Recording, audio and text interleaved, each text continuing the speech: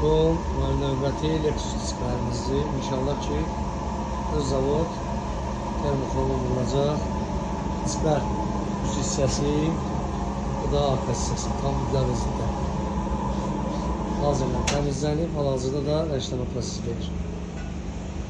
Elektron susamızın iş başında. Elektron susam yolun qəsəbədə.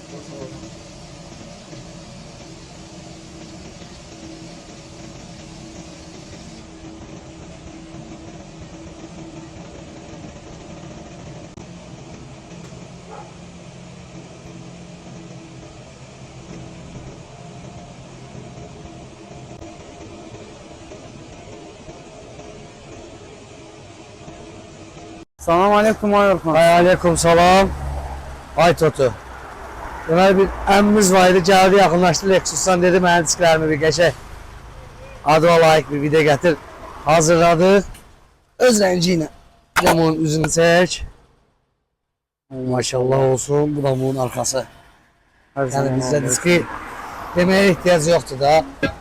Yenə də qoysaq, xalçanın üstünə də qoysaq, yenə də həmən şeydir qardaşım. Yalandan harasa koymağın yeri yok. Elə nə etsə burada da qalsın.